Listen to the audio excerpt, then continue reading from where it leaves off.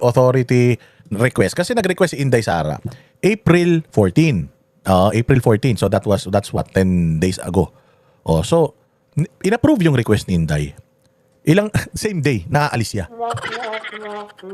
Same day naaalis siya. Tapos yung same day naaalis siya, sinabi pa kung saan siya mga pupunta. Napakadelikado nun. Bilang isang leader ng bayan, syempre hindi naman public yung pag-a-apply niya kung saan siya pupunta. Hindi naman siya nag-apply sa taong bayan. So hindi dapat malaman ng taong bayan kung saan siya pupunta. Kasi nga, napakadelikado rin para sabihin mo kung saan pupunta yung eksaktong pupunta yung vice presidente.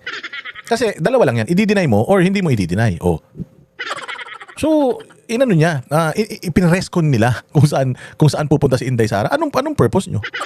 Para ilabas pa yan sa taong bayan. Alam naman natin na buwan-buwan umaalis si Inday Sara dahil pumupunta siya sa kanyang tatay. Lalong paikot-ikot man lang silang mga pamilya na pumupunta diyan sa Dahig. Kung itong si Inday Sara, mga bossing, kung itong si Inday, wait lang. Kung ito si Inday Sara, pupunta ron dahil bibisitahin niya yung tatay niya, lalo na yung confirmation ng charges, confirmed na yung mga charges ni Pangulong Duterte. So kailangan magpunta ni Inday Sara doon. Paikot-ikot man lang sila. Si Inday Sara, si Baste, si Pulong, tapos si tawag din?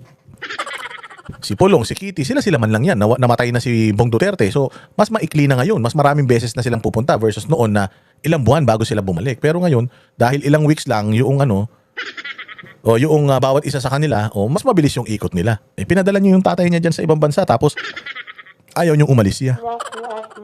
Sana. Hindi niyo pinadala. So ito, hindi daw pwedeng secret yung mga lugar na pupuntahan ni BP Sara. Dapat secret yun.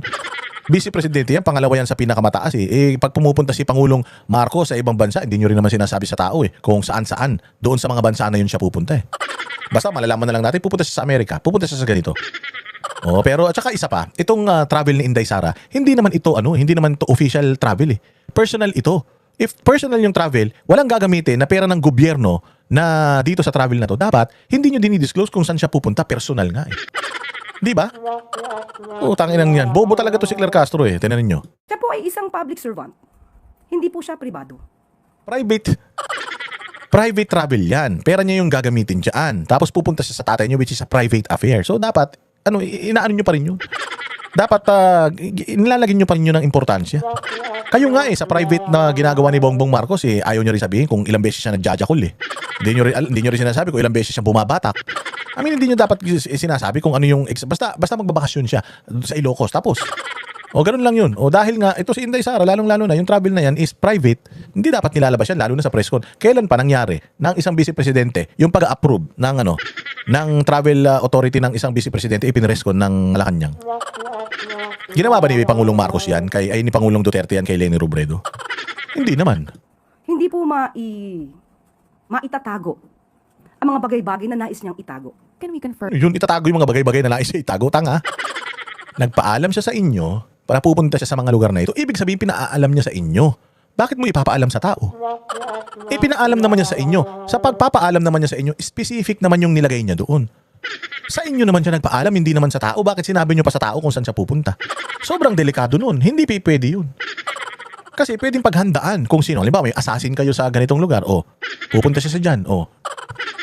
Walang dyan na yan. Kasi nga, kapag kasi Inday Sara, hindi nyo pinreskon yan, yung travel authority niya. Tapos pumunta siya doon. At may nangyari sa kanyang masama, hindi kayo pwedeng sisihin. Bakit?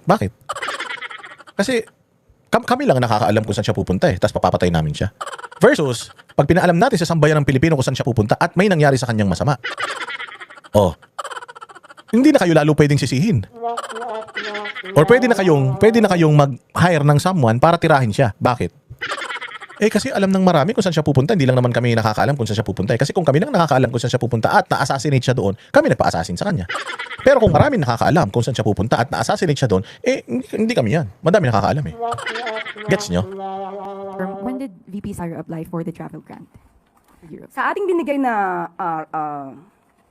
ulat or report, April 4. Punta kayo mo, inireport niya. Nag-a-apply si Inday Sara para pumunta sa Hague.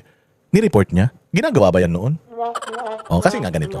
Ang gusto kasi nilang pick up ng tao dito, pasyal na naman ng pasyal yan. May impeachment tapos namamasyal. Tanga, hindi siya doon namasyal. Dahil gusto niya. Namasyal siya o pupunta siya doon dahil kailangan siya doon. Yung tatay niya, nandoon. Kung sabi ko nga sa inyo, ayaw nyo pala siyang aalis. Hindi naman aalis yan si Inday Sara kung hindi nyo pinadala yung tatay niya ron eh. Pauwiin nyo yung tatay niya dito para hindi na umalis yan. Taranta, ikaw kaya, padala ko yung tatay mo dun sa impyerno. Hindi mo papupuntahan yung Claire Castro. Tin ang kanyang pag-apply o pag-request for travel authority. Her recent statement says it's a last-minute approval, and critics are saying po na the Office of the President intentionally approved it hours before her supposed departure. Oh, mantakin mo. Hindi ka magdududa nun. Nag-apply ka 14 pa. Ang alis mo, 24. Tapos, 24 nila approve yung travel authority, yung travel, in-approve yung travel request mo. Anong tawag doon? Mislook na naman. Putang ina ninyo, lahat na lang na mislook ninyo. Kasi ito kasimple-simple. Pwede nga pagtanggap nyo yan, pipirmahan nyo lang kagad, ganun kabilis. Pinatagal nyo pa ng ilang araw. Anak ng tinabay, ganyan kayo ka-incompetent. Pag-approve lang ng leave, hindi nyo pa magawa. Ano pong opinion? Ganyan ba ang gusto niyang palabasin? Hindi ganyan ang gusto niya palabasin. Putang ina ninyo, kayo gumawa nun. Nag-apply siya ng 14. In-approve nyo kung kailan araw siya aalis. Tang ina ninyo, hindi yun yung gusto niyang palabasin. Ginawa niyo yun. Kayo gumawa nun eh. Hindi naman siya nag-approve kayo eh. So whether palabasin niya yun or hindi, in-apply ng April 14, in-approve nyo ng araw na aalis na siya. Sinong gumawa nun? Si Inday Sara? Sinong may gusto magpalabas nung ganun? Si Inday Sara? Tanginan to, bobo. Tanga ka talaga, Claire Castro. Putang ina, pinuno ka talaga ng katangahan sa buong mundo. Ang Vice Presidente, ayon naman po sa records, ay nakakatanggap po ng dokumento para sa travel authority niya a day before her intended vacation. Oh, a day before. Eh, bakit ito? Mismong araw. What happened?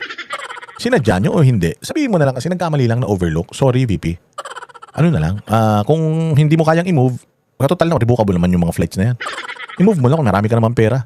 I-move mo na lang. Sorry na mislook namin. Sobrang busy kasi ni Bongbong. Ilang araw? 10 araw? Ilalabas. Yung a day before, okay. Magagamit mo pa rin yung kasi bukas ang alis mo. Pero yung same day? Oh, anong isipin ng tao?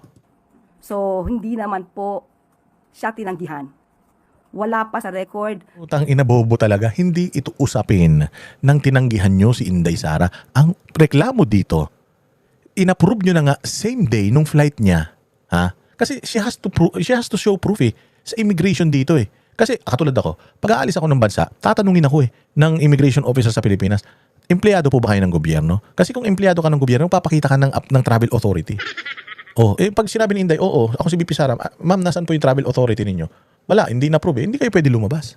O kaya, ako in-approve, pero kanina lang kasi in-approve, wala akong hindi ko pa hawak yung dokumento. Ay ma'am, hindi pwede yun. Mau-offload ka ngayon. Kaninong kasalanan yun? O, usapin ba yun ng lagi naman ina-approve? Wala naman talaga kayong karapatan na pigilan siyang bumiyahe. Wala man siyang kaso.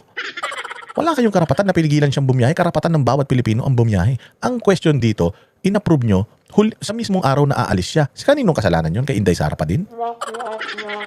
Kung ako talaga ang mainstream media dito, tatanungin ko tayo, ma'am, hindi yun ang issue eh. Hindi naman yan nirereklamo na dininay nyo. Hindi naman niya sinabi na dininay nyo eh. Ang sinasabi dito, in-approve nyo kung kailan aalis na gawin ko sa'yo yun, ma'am. Okay lang sa'yo?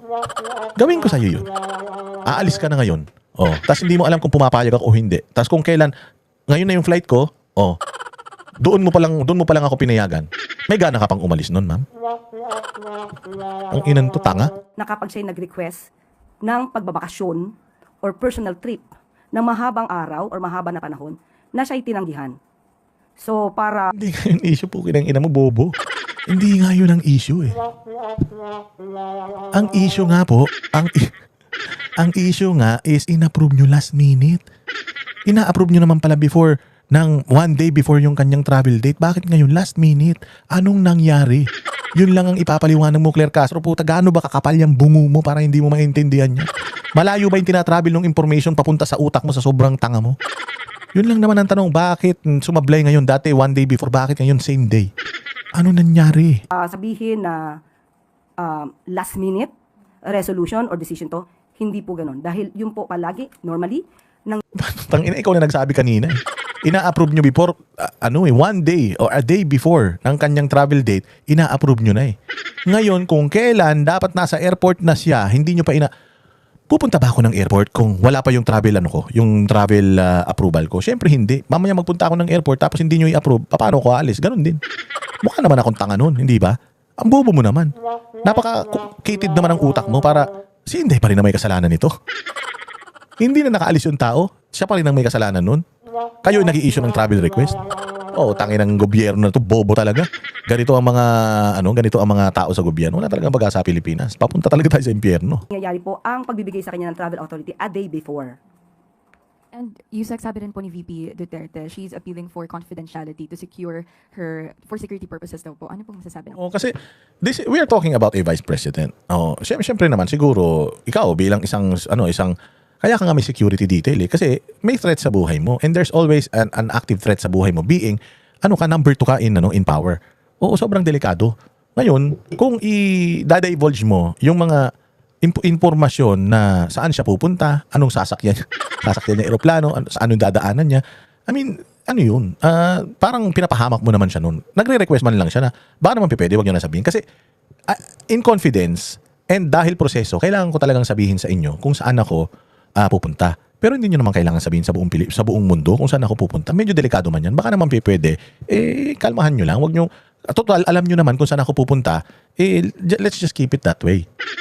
Let's just keep it that way. Kung halimbawa, sa return date ko, hindi ako bumalik. O yun, pwede nyo nang ilabas. Nag-violate ako doon sa agreement natin eh. Pero, nagpaalam ako sa inyo. Ibig sabihin, sa inyo ko lang dinidisclose. Ba't mo kailangan sabihin sa tao? Putangin na talaga itong mga walang utak talaga, no? wala siya dito? Siya po ay isang public servant. Hindi po siya pribado. Hindi po maitatago ang mga bagay-bagay na nais niyang itago. May mga bagay na dapat nalalaman ng publiko dahil siya isang public servant. Katulad nga po nito, sa gitna ng krisis sa Middle East, sa gitna ng mga bilyones na issue. Anong kinalaman ng krisis sa Middle East sa pagpapaalam ni Inday Sara sa pagpunta niya sa Europe dahil pupuntahan niya yung tatay niya? Anong significance noon, Claire Castro? Putang inang bobo-bobo mo naman. Ano ba namang klaseng tao ito, puchaya? Na napapaloob ngayon sa Vice Presidente at sa kanyang asawa. Kung kayo ang tatanong, Anong problema doon? Wala pa namang kaso. Nasa Congress pa man yan. Wala naman siyang hold departure order. Wala naman lookout bulletin order sa kanya. So bakit mo ikinokonekta yung pag-alis niya dito sa mga kasong kinakaharap niya o sa mga inaakusa sa kanya? Hindi pa nga yan kaso sa hindi pa nga yan kaso sa Senado eh. Hindi pa nga umaakyat yan sa anak ng tinapay, Claire Castro, makabanat lang kahit pantanga eh. Abogado kang naturingan tapos putang ina itong mga bagay na ito hindi mo naiintindihan. Grabe no, matindi talaga ang lahi ng kabobohan nito. kung kayo ang Vice Presidente, nararapat ba na magbakasyon?